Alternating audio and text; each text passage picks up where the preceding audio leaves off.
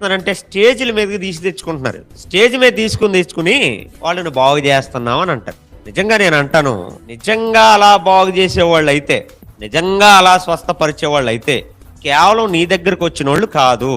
వికలాంగుల యొక్క స్కూళ్ళు ఉన్నాయి, పక్షవాయువుతో ఉన్నటువంటి హాస్పిటల్ ఉన్నాయి, కిడ్నీలతో బాధపడుతున్నటువంటి హాస్పిటల్ ఉన్నాయి, బెడ్ల మీద చాలా మంది ఉన్నారు. క్యాన్సర్ పేషెంట్లు కూడా చాలా మంది ఉన్నారు, క్యాన్సర్ హాస్పిటల్లే ఉన్నాయి.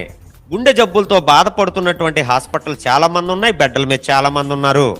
కళ్ళ హాస్పిటల్కి చాలా మంది వెళ్తున్నారు, పొరలకి ఆపరేషన్లు జరుగుతున్నాయి. చాలా ఏమంటే కాలేయం బాధతో బాధపడుతున్న వాళ్ళు హాస్పిటల్ ఉన్నాయి. ఇలాగా అన్ని రకాల బాధలతో ఉన్నటువంటి హాస్పిటల్ చాలా ఉన్నాయి.